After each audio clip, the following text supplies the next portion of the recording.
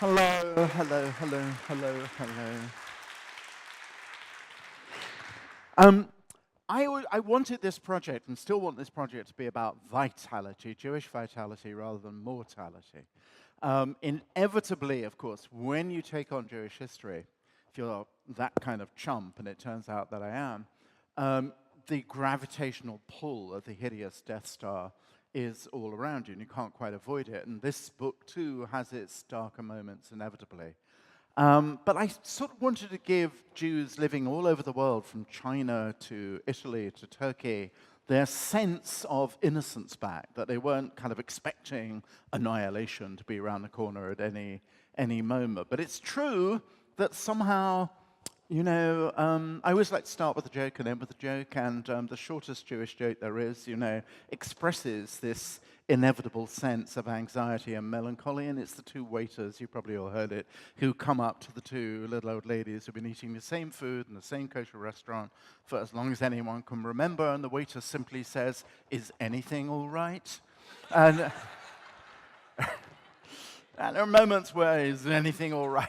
Plenty is all right in this sort of large tone, but there's some stuff which is not all right too. And I had a little very friendly argument with my American publisher, who, unlike my British publisher, wanted Story of the Jews. This is actually the British edition, but it has the subtitle as the title, Belonging, because this is actually at the heart of the entire period and the entire project. How can you live two lives at the same time? It's less of a problem in America, where we hyphenate, sometimes Polish American or Hispanic American, but it has become much more problematic. One of the most disagreeable and horrifying things about the present climate is really what I call the politics of estrangement, taking somebody who had been your neighbor and turning them somehow into a suspicious threat or even an alien. And the Jews have a very, very, very long experience of that. And I didn't write this book or call it Belonging with the sense that it would turn out to be at the heart of the zeitgeist, not at all. But it is absolutely extraordinary, isn't it? I mean, it is certainly for historians like me, who were educated undergraduates in the 1960s and expected the world to turn on class or on the convulsions of the business cycle or something of that kind. What we did not expect were two of the things that really on which the world turns right now. First of all, the slow death of the planet, notwithstanding the EPA's self-liquidation under toxic Scott Pruitt. The fact is that the planet, the ecology of the planet, is not in such a great way. Secondly, even less expected in some way, was the search to find a place you can call home, and that would turn out to be so fundamental. This was borne in on me. I'm also doing a very, very long project in world art, which will eventually come to your PBS televisions next spring. And we were filming the last program, actually, a sequence in the last program in Prague just a couple of weeks ago. And there's an extraordinary installation by the Chinese activist, as he calls himself, artist, Ai Weiwei, which is just a gigantic rubber raft. I mean, it's about 200 meters. It fills an enormous hall in the National Gallery in Prague, which used to be, before the war, Second World War, the so-called Trade Palace in Prague. And it's packed with figures, with faceless, nameless refugees, all of whom are made out of the same rubber as the dinghy raft. And it floats, or rather rides, because it's at a tilt, above quotations from Socrates through to Primo Levi about home and homelessness. And I did my usual thing, kind of, do what I'm doing now, sort of loud-mouthed it for the amount of minutes I was allotted, and I suddenly had a kind of bone-chilling realization. And that was, we were standing, and the Ai Weiwei installation was suspended from the ceiling, as it is, in the hall where Jews were rounded up in Prague in 1942 and were sent to Theresienstadt with their suitcases. So the sort of sense, actually, of the collapse of time and the collapse of place and the collapse of cultures into this poignant moment of how do you find a way to live as a Jew and live as a Czech? How do you find a way to live as a Jew and as a German and so on? And the American story is one of the few places where this issue of actually belonging to the allegiance of your country without having to compromise your belonging to a cultural community has been, I suppose, not completely satisfactorily solved. And if we ask the African American community, if we ask the Hispanic community, it's suddenly become problematic again. So the situation is not really resolved here. But this is the great chronicle of how that particular question, that problem was put, and how Jews had to wrestle with it in countless places. It unfolds, it begins with one of the most kind of feverishly tragic epics of all. 1492 is the ostensible beginning date because it's the year, not of Columbus, or it was of Columbus, but it's the year of the traumatic uprooting of Jews from Spain, the expulsion from Spain, traumatic expulsion. But it should be said that a century before, in the late 14th century, there were about 300,000 Jews in what had become Christian Spain. It had originally been Muslim Spain, of course. And they divided over a course of a very violent century into approximately 3 groups, each of about 100,000. There were a series of absolutely appalling massacres whipped up by Dominican preaching friars in the late 14th and early 15th century, which probably killed about 100,000 Jews in cities from Seville to Coruña in the northeast.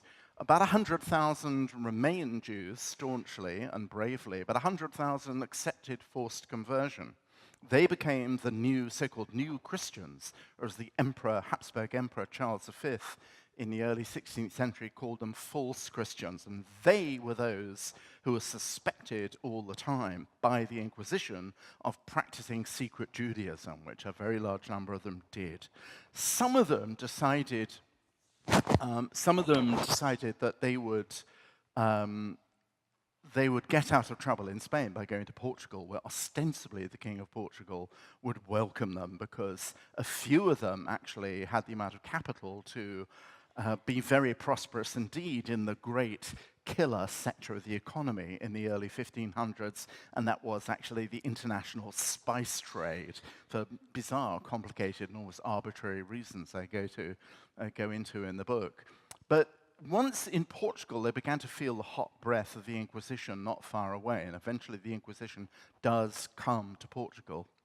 So what happens is that these undercover Jews, some of them very powerful, some of them very wealthy, marry in churches, do not circumcise their male children, but still essentially have some sort of attachment to a Jewish life and their Jewish identity, have to get out. And the chapter I talk about this happening is called In Transit.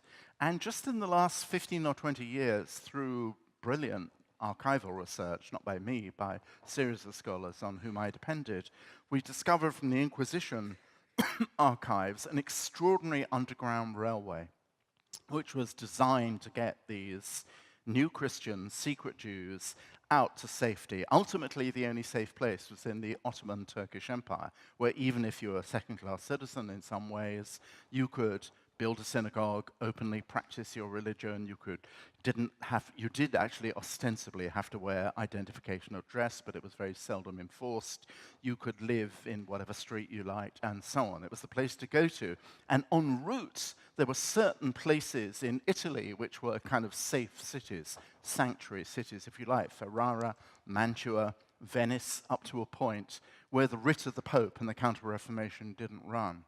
What we've discovered, though, is this extraordinary kind of secret journey of tens of thousands of people, first out of Portugal, in secret little flotilla convoys, then either to London, where there was a secret Jewish community. It's all very likely that Shakespeare knew this secret community, who all lived quite near the Globe on the Southwark side of the river, near London Bridge.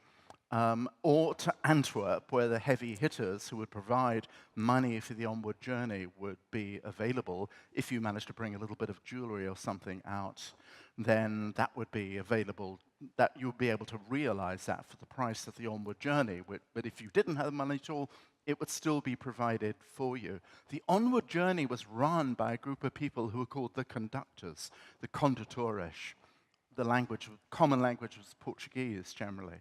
They would take you in covered wagons or covered barges up the Rhine, essentially, meaning going south over the Alps and down into Italy, where a specially organized police force who were hunting secret Jews were waiting, and you had to get past them, and often you didn't get past them. And it's from those who were captured and tortured, some of whom, to save their lives, basically provided information to the Inquisition that we know about this astonishing story that I call In Transit.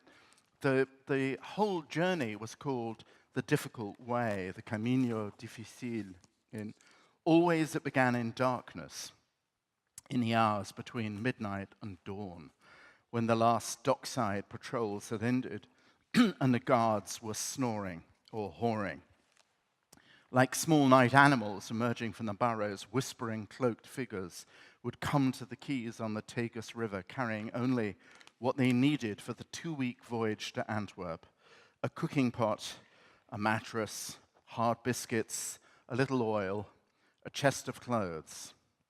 The most reliable member of the family, not always father, would keep the purse of gold pieces close, many more ducats than they would have needed had they not been new Christians. But they were people called Gomes and Dias, Lopes, people who knew they'd once been Cohen, Levi, Benveniste, and they needed to be out of Portugal before they were caught in the snapping jaws of the Inquisition. For a number of them, this was not the beginning of the flight from terror. Some had come to Lisbon from deep in Spain, across the mountain frontier. They'd heard of great merchants, forced converts like themselves, who got rich in the pepper trade and Moses-like had opened a path in the sea. God willing, their wandering would not take 40 years, but they'd some idea when they loaded their carts that the way by land and water would be long and hard. They were not wrong about that. Samuel Usque, who's the first writer in Portuguese who could be called really a Jewish historian, also describes in a kind of long blank verse history this epic odyssey that the Jews made towards the relative safety of the Italian cities, and particularly to a place I didn't mention in my list, Ancona, from which you could pretty much safely get a ship that would take you further on to Salonika or Crete or Smyrna or Istanbul. And one of the things about actually the sources that the historian has for this period, unlike for the medieval or biblical period, is an incredible flowering of Jewish writing in vernacular languages, in Italian, in Demotic Greek, in the version of Demotic Greek of the 16th century, in Portuguese, in Ladino, in all kinds of languages. So we suddenly have different kinds of voices, not just rabbinical voices, not just Talmudic voices, extraordinary though those are. So you have an extraordinary sense of Jews wanting to find a different audience, particularly an audience in the non-Jewish world. And it's a book full of unlikely friendships. There is particular, quite early in the book, there's a friendship between a Kabbalistic rabbi called Eliyahu Bahur, a very famous one, if you know about Kabbalah, and a cardinal called Egidio Antonini, who's the Cardinal of Viterbo, who's very interested himself in Kabbalah. Now, Eliyahu Bahur had made a living, he was living, I think, in Padua for a while, by teaching Hebrew to young aristocrats who were going to be priests and who were very interested in learning the proper language of Hebrew scripture, and in particular, the kind of elements, the Kabbalistic elements. Why? Because Kabbalah, in its bizarre esoteric numerology, seemed to provide the calendar of the return of the Savior via the conversion of the Jews. So they often, very often studied Hebrew together. The Jews were under no illusion that they were not part. They knew they were part of this big messianic conversionary calendar. and the Christians knew that the Jews knew, but nonetheless, proximity, living together, studying together, created a sense of unforced human sympathy. When Eliyahu Bahua's great library of Hebrew manuscripts was burned down by a marauding army during the War of the League of Cambrai in 1509, the Cardinal of Viterbo took him into his own palazzo, along with his quite large family, and there he stayed, alas, until the sack of Rome in 1523. So they were actually physically studying often in the same room together. And there were many such encounters between Jews and Christians, as I say, sort of in no way bewitched by the notion that they're embarking on some high-minded multicultural comradeship, but nonetheless being together delivered something of the possibility of that. So it is a kind of golden moment before the fall, if you like. And not surprisingly, alas and alack, when the Counter-Reformation begins in earnest in the 1550s, particularly a horrible pope called Pius IV, his main ambition in issuing a truly repellent bull called Cum Nimis Absurdis in 1553 is to ensure the physical separation of Jews. The Roman ghetto, which actually made the Venice ghetto look like Disneyland by comparison, is instituted. The Inquisition comes to places like Ancona, which had thought of themselves as relatively free. Jews were not allowed to have Christian employees. They certainly weren't allowed to have Christian servants. They had to, again, wear yellow badges and red hats and identifications of dress. Their movements were restricted, all that kind of thing. So there's this extraordinary kind of moment of violent cultural separating out. Ghettoization is one way to describe it. But for the moment, there were special places which hung on as long as they could to resist that kind of mutual separation. And the book is full of those kind of stories, one, because we hear their voices. Jews are not only writing in vernacular languages, everyone, they're actually being Jews. I said to a friend of mine, actually, in the middle of doing research, I said, God, sometimes I just feel I'm in the shoutiest bar mitzvah celebration ever. There are just thousands all yelling in different languages, all these uncles and aunties and so on. But the good thing about that is that Jews are eager to tell their own stories. So autobiography and memoir starts. Two new genres on which the historian can happily graze and munch are books about what it's like to be a Jew. Guess what? We don't actually slit the throats of Christian children when we want to bake matzah for Passover. The disabusing of the most monstrous demonologies about what it meant to be a Jew. That's, again, written in languages that non-Jews will be able to read. King James I of England actually orders from the great Venetian rabbi Leone Modena exactly a book all about Jewish rituals and Jewish festival observances. It's very important for Jews to bring to the attention of those who thought that Jews were always out for a usurious buck, the strong sense of economic ethics that runs through every line of the books of the Talmud devoted to such transactions. So this is one sort of, what is the circumcision like? What happens at Rosh Hashanah and so on, what is the shofar? All these kind of explanatory books. The other great genre is the genre of My Life and Times, of which I make heavy use in this book. And there are places, of course, actually where, there seemed to be a possibility. The places really where the possibility of belonging still to a Jewish identity, but belonging to a particular place, happen where the church isn't adamantly established as a monopolistic institution, but also a place really where authority is decentralized. The Dutch Republic is the greatest example of that. It is still kind of a miracle that the people I've described to you in that little bit of storytelling. And I felt, by the way, actually, when I'm talking about storytelling, that those of you, I'm an acquired taste as a narrator, but those of you, some of you at least, will have acquired it by virtue, unless you just wandered totally haphazardly off the street and before. will know that I pay a lot of attention to the way the words fall on the page. It's very important to me.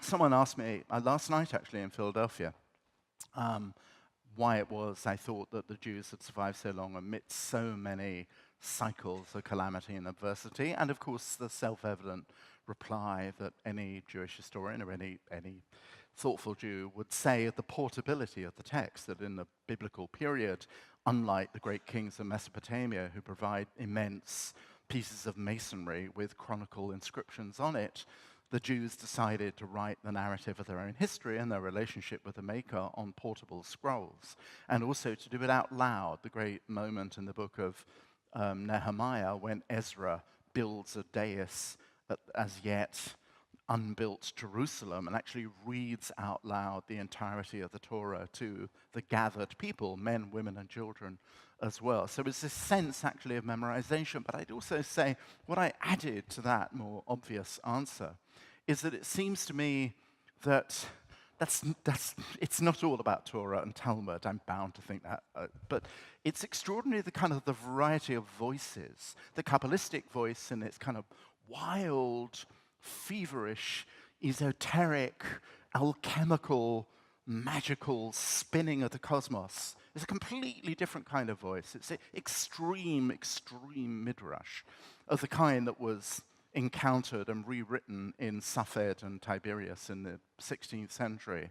A kind of great sort of ebullient wallowing in the multiple possibility of the words is experienced really all through Jewish literature. The great, poetry of Yehuda Halevi is pious liturgical poetry in the Spanish Muslim Middle Ages, but it is exquisite proto-metaphysical poetry at the same time. These are great love poems. I mean, some of the books of the Bible and the Dead Sea Scrolls are themselves very unbiblical. Anybody read the book of Ezekiel lately? It's just sort of acid rock trip, mad lyrics, really. I love it. It's completely meshuggah. An angel comes to Ezekiel and says, "Son of man." He's always son of man. And it says, "Consume this," meaning the Torah. And Ezekiel starts to read, and he said, "No, you weren't listening. I said, eat it." And he says, "Eat it?" "Yes." And he said, "Only when you've actually physically digested it will your mouth and your tongue be fit to recite it." "Okay," says Ezekiel. That's the way So there are all sorts of extraordinary things that sort of happen in the Bible. Song of Songs, I mean, is, all the generations of rabbis, particularly in my childhood, your childhood, if we went to Cheder, who attempted to say, no, this is not really one of the most profoundly sexy things ever written. It's really about the relationship between us and God. Yeah, right, So that kind of, I wanted to honor that kind of flowering of voices. It happens in Holland, and it happens also rather magically, I think, in one of the places which, for self-evident reasons, I love to talk about, and that's 18th century England. And there are great Jewish histories, but they are essentially, to our enormous glory, they are histories of philosophy and of the great kind of intellectual and philosophical tradition that is absolutely at the heart and soul of Judaism. And I suppose if I'd have been honest about this book, I would have called it The Story of All Kinds of Jews, because there are Jews who are incredibly important, both to other Jews and to the Gentile world, who could not be more remote from being philosophers or intellectuals or analytical rabbis or Talmud chochoms. There's a chapter I'm very fond of, because I'm fond of him, because he's one of our autobiography figures. He's called Leone di Sommi, and he lives in Mantua in the 16th century. The wonderful thing about actually this whole world that I'm writing about is that when you come down from New York on the Acela, someone is going to come up to you and says, "Mantua, my grandfather was a Mantuan Jew," actually. So you're always going to run into that. So Leone di Sommi writes the first great book about stagecraft, by which I mean makeup. and costume and body language and projection, not just kind of learned discourse on Sophocles and Euripides at all. So it's absolutely extraordinary. He writes Hebrew comedies, kind of raw Hebrew farces, a kind of kosher version of Commedia dell'arte. And he writes kind of grand classical pieces for the Duke of Mantua. He also, if there's any argument between kosher butchers and non-kosher butchers or tailors, he will actually, like a kind of, he's not really a fully fledged rabbi, but he's a kind of unofficial rabbi. He'll do the arguing on behalf of the Jewish community in Mantua. But the figure in 18th century England, come back to that, who was so important, and it will not feature in many Jewish histories, was a professional boxer. In fact, he was the first celebrity sportsman in the world who self-consciously embraces his own ethnic identity, in this case Jewish, because he understands its promotional dynamite.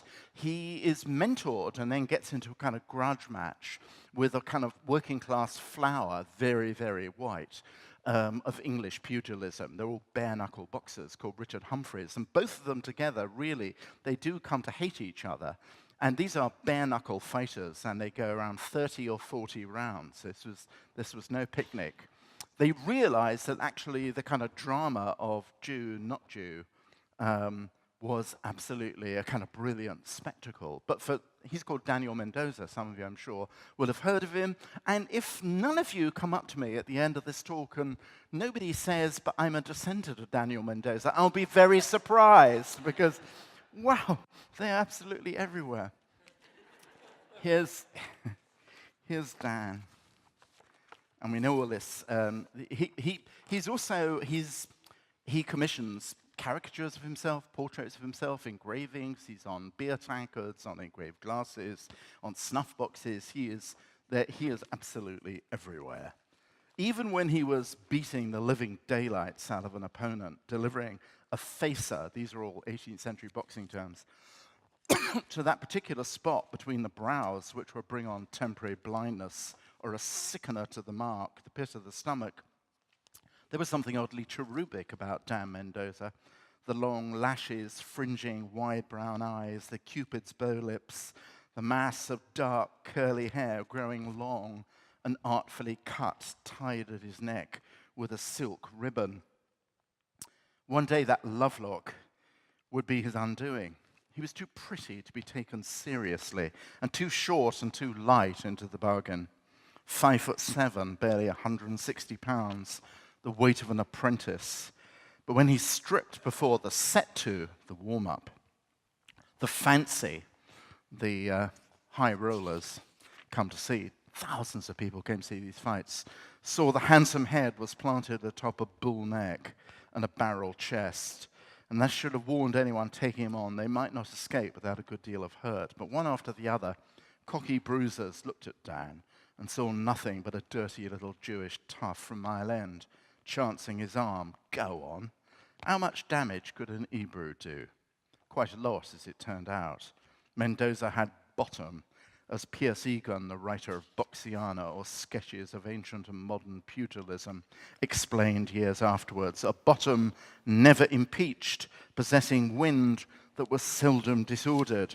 Without bottom, the fortitude to take punishment and come back smack sharp from it. And without wind, staying power, you could have all the skill in the world and you'd still go down. But Dan had both and more too, for he was reckoned the neatest stopper and the quickest hitter in the game. Others could deliver a more violent blow, but Dan would stop them with his hard arm as if they'd hit a rock. Help, I'm doing a Theresa May. and would counterpunch so quickly that the barrage of hits turned into a single rhythmic fusillade. If you're unguarded, the punishing counterplayer, the one you'd still be feeling days later, would be the Mendoza, otherwise known as a chop or chopper, a sudden upward or more rarely downward diagonal swipe with the knuckle back of the hand. To land those, you needed not only great rigidity between wrist and elbow, but phenomenal flexibility at the shoulder. Try a mock Mendoza, preferably in the air, and you'll see what I mean. Those who got chopped usually assumed a look of surprise. There were those, of course, who judged the Mendoza a typically Jewish trick, low down and dirty. But then again, they would, wouldn't they? So Dan Mendoza is, in some ways, terrifying. He blows all his money. He runs a boxing academy, but he changes the view of Gentiles. Not just because it's not that suddenly England is sort of scared of Jews. No, not. But the sense actually in which Jews are always victims, the sense in which Jews were always knuckle-cracking old clothes merchants or petty criminals like Dickens's Fagin, does actually change. I mean, Daniel Mendoza meets the king, meets George III, what's more, in one of his lucid moments as well. So there is a sense simply of a flowering possibility of things you could do. And sometimes, much as I bow to no one in loving Fiddler on the Roof, sometimes we have a completely mistaken notion, actually, of what Jews could or couldn't do, even in the shtetls, the small towns, much less the big towns, particularly of 18th and early 19th century Poland. When Shalom Aleichem was writing the stories of Tevye the Milkman, he was doing so partly briefly in Odessa, and he was of course doing it looking at tram lines in Brooklyn, really. So it's as all the great historians reconstructing the reality of life in Poland and the Russian Pale have realized. And there were an infinite multitude of possibilities, not just 2 goats and a cow, or 2 cows and a goat. The Jews of Polish Lithuania were not in any sense stuck in the mud. Countless numbers were ceaselessly on the move, on wagons, in post coaches, on horseback. Jews were horse people, even if they rode on non-Jewish made saddles. My mother, this is true, spoke fondly of a Lithuanian great-uncle of hers who she claimed rode bareback in traveling circuses. He was certainly, like many Jews, he was a horse trader, that's for sure. He broke horses and sold them. Jews were water rats, too, sailing shallow draft boats and rafts along the great river basins of the Dniester and Vistula. Again, my family did that with logging. 1 in 4 barge and raft skippers in Russia and Poland was Jewish, and their crews likewise.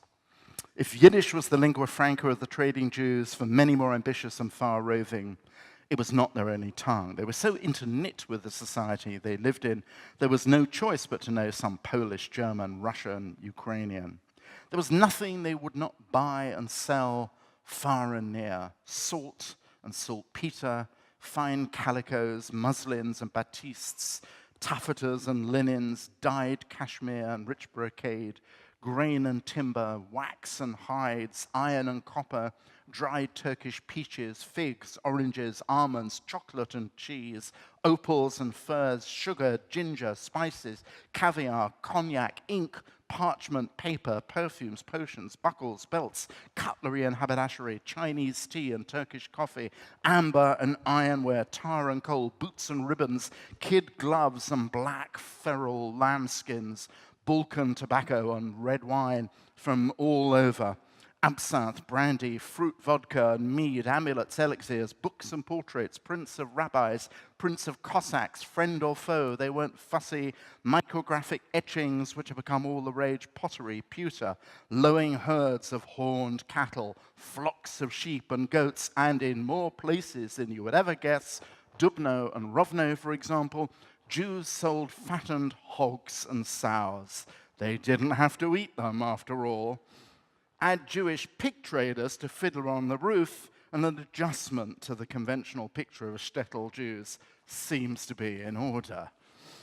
The great drama at the end on which the book turns, I suppose, and there's a lot that I won't be able to talk to you about, but I'm happy to answer questions, is this eventually post-French Revolution world of the 19th century, which works out in some places, like the United States, and does not work out in others, in Germany, most obviously, or in Russia. But the Jews find themselves in a kind of peculiar lose-lose situation. On the one hand, they're attacked for alleged perpetual separateness, for the obstinate eccentricity of their faith and their habits and costumes. On the other hand, where they talk and dress and and go into occupations just like everybody else. They're attacked for that, for being ostensibly assimilated, but actually secretly devoted and belonging to only each other. And some of that kind of lose-lose situation is already they're made aware of it right at the beginning, by which I mean when the French Revolution finally emancipates Jews and grants them equal civil rights. And at that point, most of those who are promoting Jewish rights do it on condition that the Jews lose any sense of independent collective identity, away with the autonomy of Jewish communities. It's enough to be a citizen, really. You don't need to belong to, you can have synagogues, but you can't have any sense of kind of communal self-government. That's a difficult thing. Not only, and maybe it shouldn't have been a difficult thing, and many Jews think it's not a difficult thing, it's an exhilarating thing to dissolve their identity into the body of the French Republic. But then, barely 100 years later, comes Dreyfus, and I won't. There's a horrifying page in the book, actually, during the course of the Dreyfus affair, where one of the botched forgers who's trying to incriminate Dreyfus commits suicide in prison when he's discovered, and immediately the arch anti-Semite Edward Drummond, who you probably know about, creates a fund for his widow, but in creating a subscription fund, he asks people who are subscribing to the subscription fund to say what they would like to do about and with the Jews. And the list reads like nothing the Nazis had to invent. Jews should be burned alive in glass furnaces. They should be chopped up for dog food. They should be used for vivisection in medical colleges, except, as one person said, they smelled so bad you wouldn't be able to tolerate even live vivisection of Jews. They should be shot from cannons. They should be turned in, since they love music so much, their guts, their intestines should be used to string instruments, and so on and so on. So we won't do that. I don't want to kind of ruin your dinner. But some of this kind of poignancy, some of this difficulty in belonging is already available in smaller, poignant stories. And one of the least likely people I found who was a voice of being a simple, ordinary Jew was in the Grande Armée, Napoleon's Grande Armée. Napoleon began by being indifferent to Jews and then became quite hostile towards them, lest you think he was some great benefactor. He really wasn't, compared to the revolution. But Gabriel Schramek, that's his name, who comes from Alsace, was a tailor. And somehow his whole plight, both the good things that had happened to him and the bad things that had happened to him, were summed up at a bad moment for him and for the fate of the Napoleonic Empire. And I'll just read you a final little story of what happens to Gabriel, because it sums up so much at the sadder is anything all right element in the book. In the spring of 1813, as ice on the Beresina River melted and the human remains of the Grande Armée, bits and pieces of them, floated to the surface, Gabriel Schramek was taken prisoner by the Cossacks. He'd been one of the Jewish conscripts and had joined the section of the army that let him do what he did best, tailoring. After all, there was so much frogging and handsome coats and trousers to be made, repaired, and renewed. Nothing compared with the Grande Armée when it came to a beautiful parade. They killed with military glamour. But as the tide of war turned, patching up became the order of the day. Everything that could be reused was. Hats from the fallen resewn where shrapnel had shot through them. Intact boots pulled from the feet of the dead. So much work to be done. Though Gabriel Schramek, like so many other Jews in the army, was always trying to find ways, as the emperor suspected Jews would, of avoiding profaning the Sabbath while still fulfilling his military obligations. But by the early autumn of 1813, those anxieties, how to be a good Jew and be a good soldier of the emperor, seemed to belong to some distant epoch, to a dream. Now, Gabriel Schramek, the military tailor, was himself in irreparable tatters. His Slavic captors, the most famous Jew haters in the world. He was ragged, his body eaten away with suffering and the frostbite of the hellish retreat through the Russian snows. Now he was in Poland, what had once been Napoleon's ally, the Grand Duchy of Warsaw. Many Jews had served as its officers. Now they and it had disappeared. All Gabriel Schama could think of was his growling, howling belly. He'd been offered fat and lard on mouldy bread by the Cossacks, but even in his extremity, he could not and would not gobble treif, non-kosher food. Better to die right there amidst the geese and fields of standing rye. If he stayed true to the Torah, he wrote in his diary, God will have the heart to save me. But harvest time meant he knew that the month of Elul, the Yom Noraim, the high holidays, Rosh Hashanah and Yom Kippur were coming up. How could he observe them? Then one morning, in some village, some shtetl, not so very different from his own hamlet in Alsace, Gabriel Schama was given, if not an answer to his prayers, if not a ram caught in the thicket, then at least something. This is straight from his diary. The people of the village, with many young girls and boys among them, came to look at us. They'd heard there were French prisoners and were curious to see us. Among these people were Jews.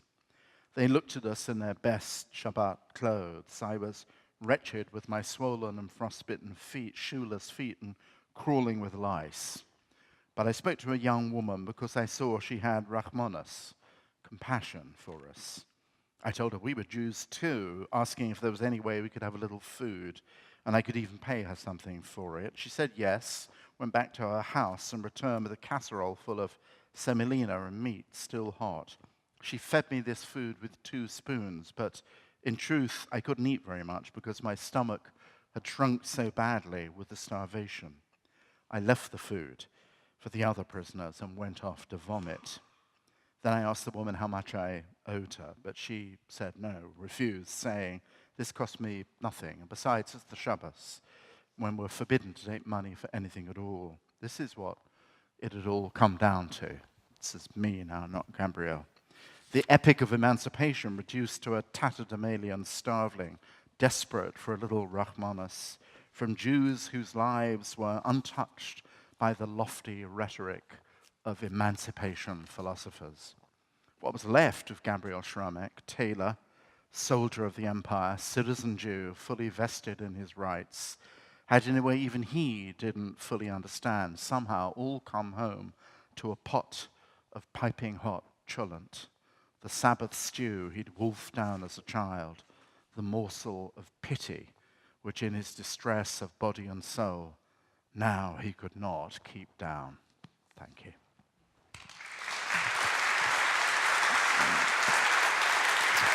Thanks.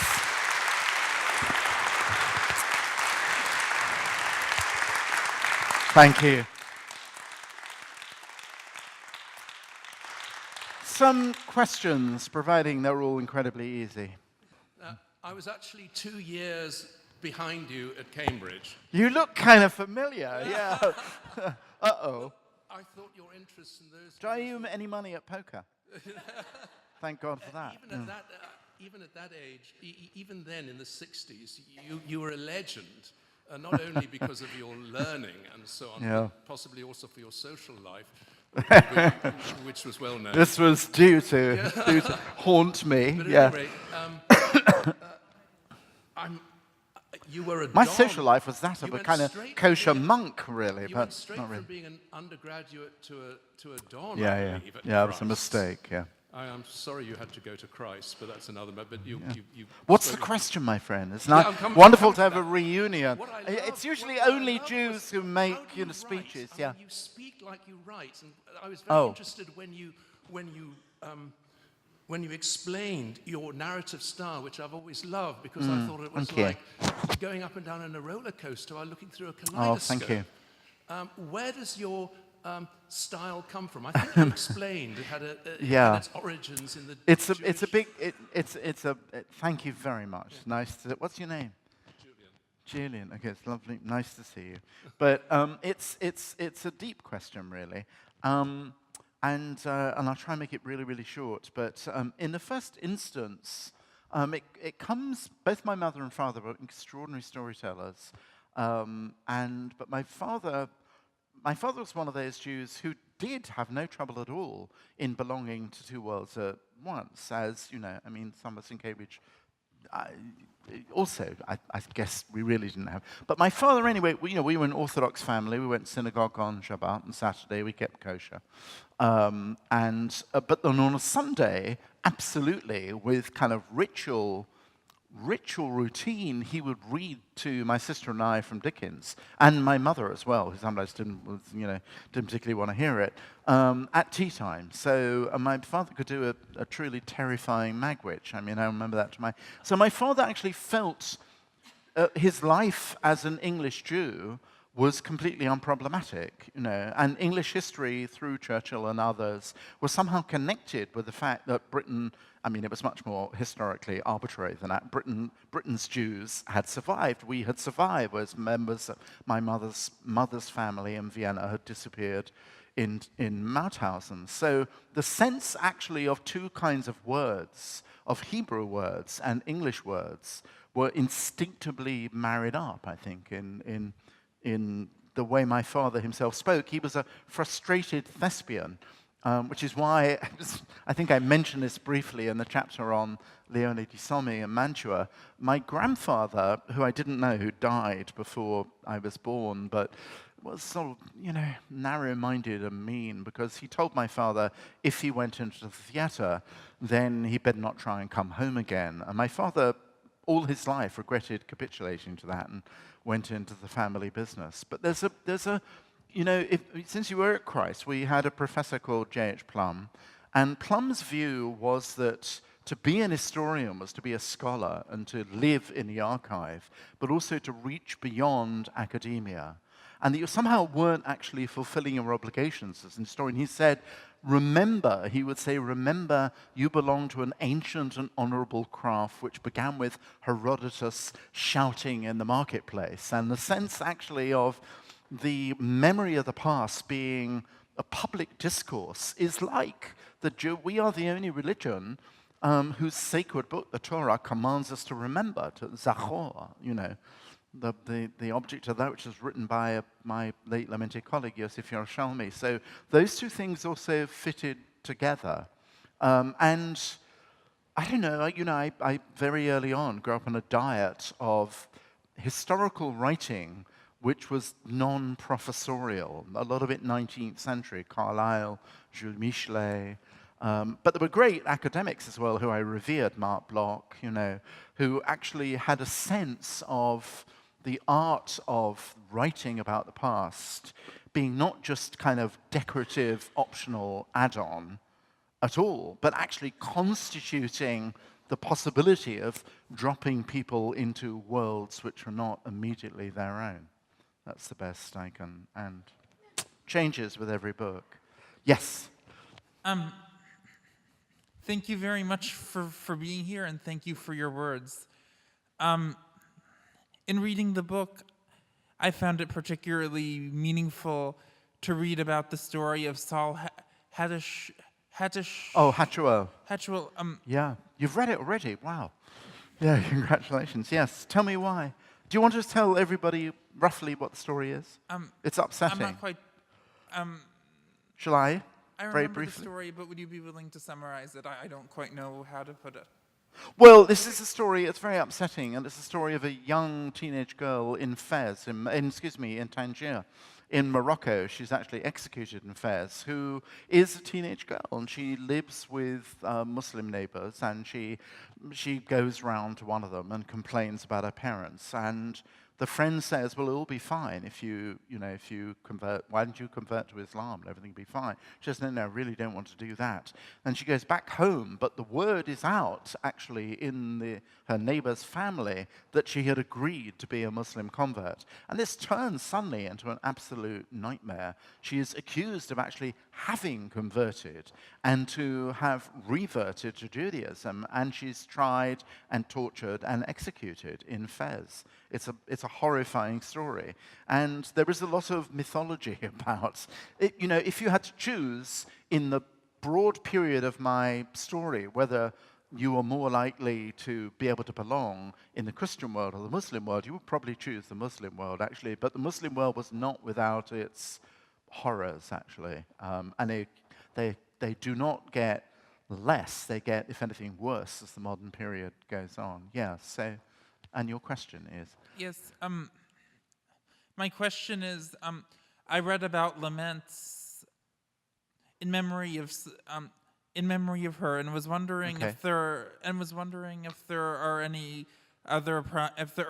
any additional primary sources, like, for instance, did Saul's parents leave behind anything in writing? No, they don't. All we have are those two, a French account and a Spanish account, of people who go then subsequent to the death and then talk to the family and talk to, I think, her brother and so on. So they're all, the sources are all in the bibliography. So, what year did it happen?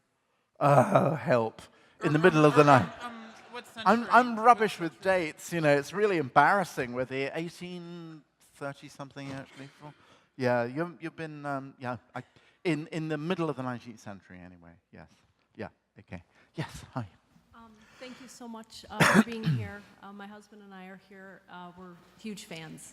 Oh, Absolutely thank you. love your work. Get a life.